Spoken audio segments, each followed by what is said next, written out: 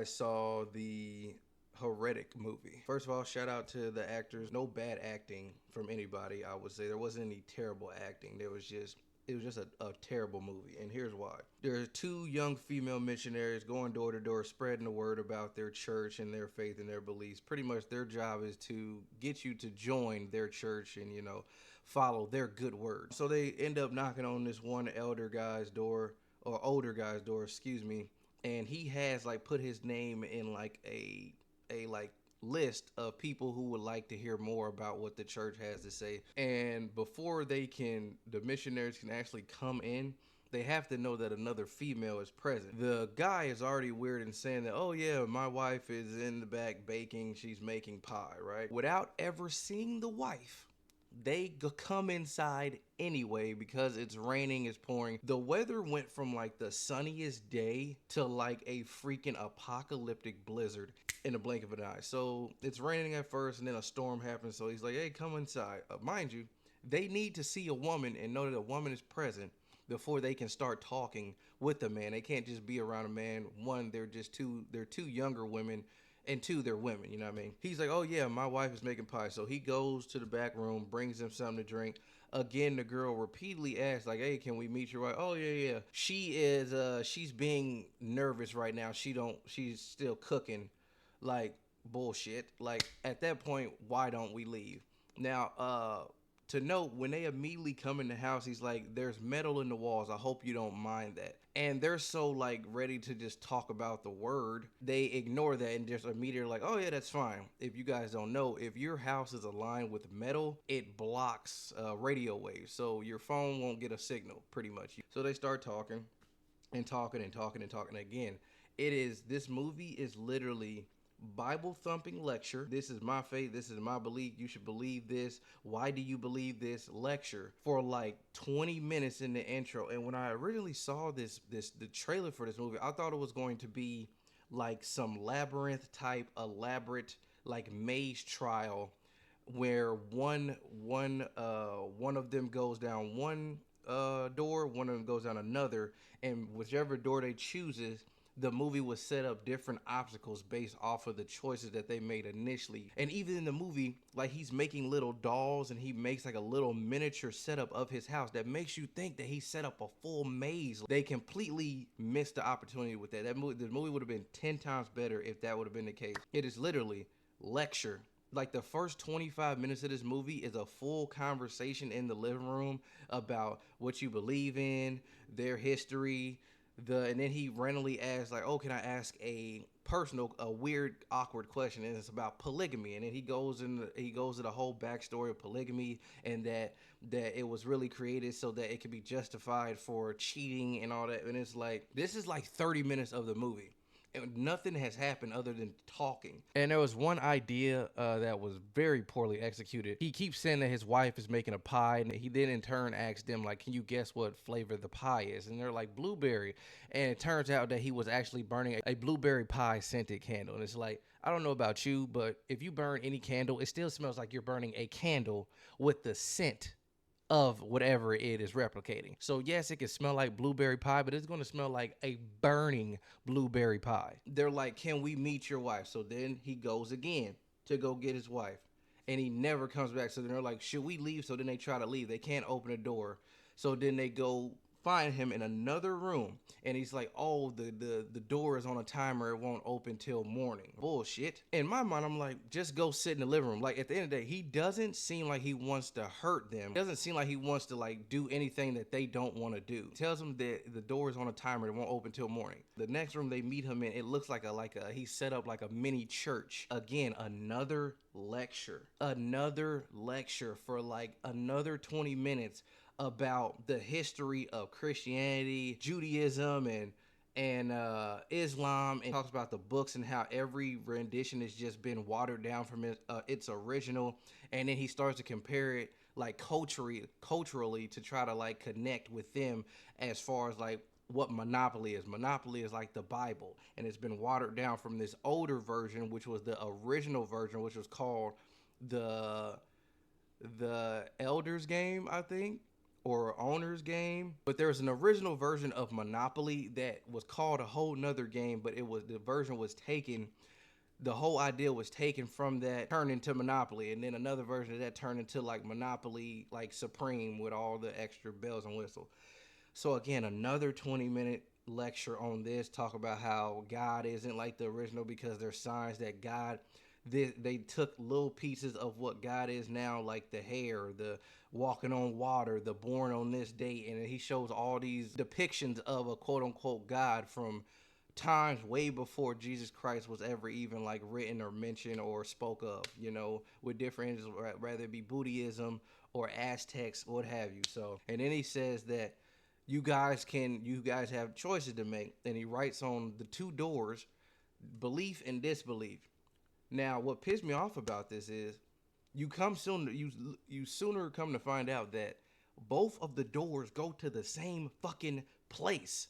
So it didn't matter what door they chose anyway. It's literally like 10 steps and they're in the same area. Rather, they chose the disbelief door and the belief door. And that's why I said from the trailer, this movie looks 10 times better than what it actually is. It should have been a maze trial, your belief versus your disbeliefs, and the choices that you make really affect the whatever situation that you're in. But this pointless. The whole choices don't matter if it's the same outcome. There's no point. You might as well just say leave through either door. It doesn't matter. Like that he went through this whole thing about how it's a simple choice, but it's a choice like, bro, it's the same fucking choice if each option leads me to the same dead end. So then he's like, oh, he goes to this whole thing about how like I found out what the real religion is. And we come to find out by the end of the movie, the true ultimate religion is control. And it's just like, bro, we don't care. And he's been like capturing these prophets for like years. They're in these cages in the basement. He's like barely feeding them, keeping them cold. Like it's the dumbest thing ever. He like cuts one of the girls' necks to prove how she is an NPC because she has an implant in her arm, which turns out to be an IUD, so she don't get pregnant. But he's like, oh no, it's a chip. That's why she didn't come back. The other girl's like, oh, this whole thing has been a game. And she goes and like shows how there was another prophet that was replaced with the other one because he like brings this prophet downstairs that looks like a zombie type with all this like robe on, like cathedral robes. Like she's supposed to eat a pie that he's made, but it has wolf's bane and something in it that's supposed to kill her and then bring her back. And he's like, I'm going to show you a miracle. Fast forward to, she's like, that was all false. You had to bring another person in here. And then that's what leads us to finding out that there is an opening in the floor of the room that they're all trapped in.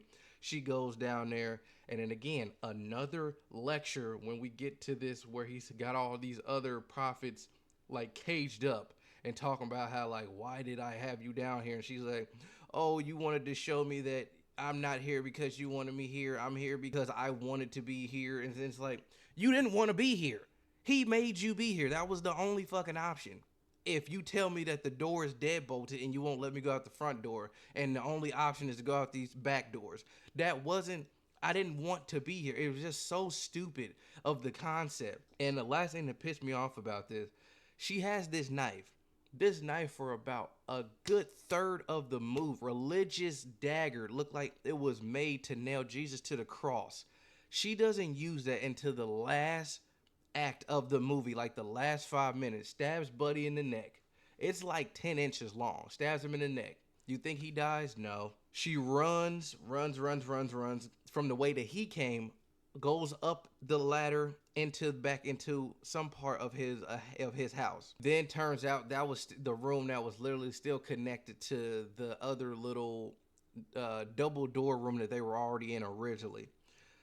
Cut to her going back down to that same room where they were trapped at first. Then he shows up just magically behind her, stabs her in the stomach. He was like, you're dead. I'm sorry. If somebody stabs you in the neck with a freaking 10-inch deep dagger in your neck, and we see blood pulsate out your mouth like gallons spew out your mouth, you're dead.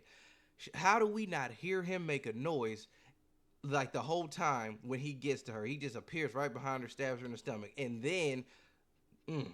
And then after he stabs her in the stomach, then he wants to go and finally get all woozy, distraught, pass out, fall on the ground, start crawling over to her, talking about some pray for us. And he's trying to stab her again as the movie's ending. And the other girl that he slit her throat, the other missionary, she wakes up. It's been like 30 minutes since she didn't died. She wakes up and stabs Buddy in the face with like this wooden 2x4 with nails sticking out of it.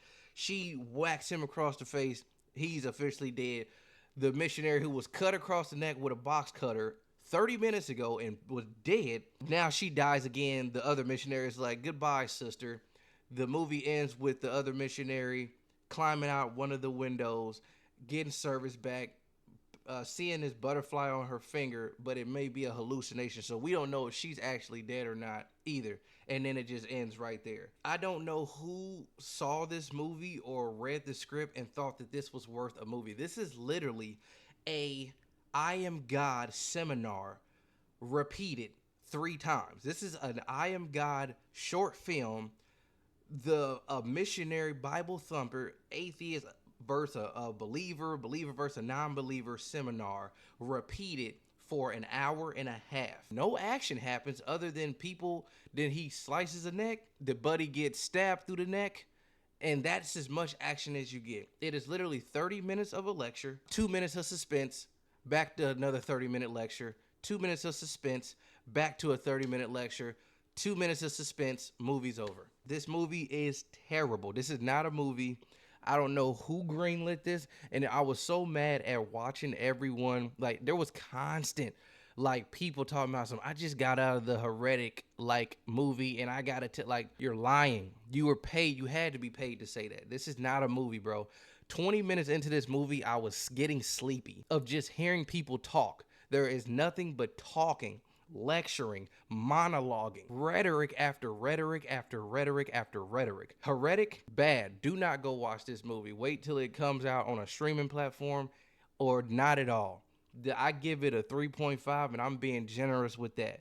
The only concept that I liked about this movie is at the beginning when things like start to hit the fan, they realize that like, okay, Buddy's not letting them go, or that they're kind of like stuck here. The concept of like how we will ignore all the signs that something is wrong or something has gone like left based off of our faith and our beliefs. Like, even though something is wrong and we can see the signs, we'll ignore it because we have faith and belief in something higher. And that was like the best like point that I thought the movie had, and I thought they were going to build on that.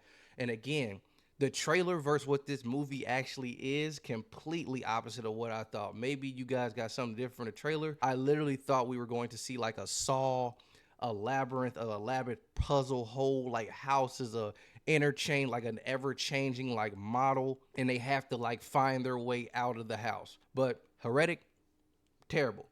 I was half awake the whole time. I couldn't wait for it to be over after the first 25, 30 minutes of the movie. Like I said, it's lecture, couple minutes of suspense, lecture, couple minutes of suspense, lecture, couple minutes of suspense. It goes off. That is it. This is a concept. This is a seminar, a lecture, a rhetoric, a Bible thumping rhetoric. Now, if you guys did go see this, please let me know what you guys thought. 1 through 10, you liking it, you loving it, you hating it, you're debating it. I've been oldsoulsuni. Don't forget to like, comment, share, subscribe, hit the bell notify when I do go live, and I will catch you guys in the next one. Peace.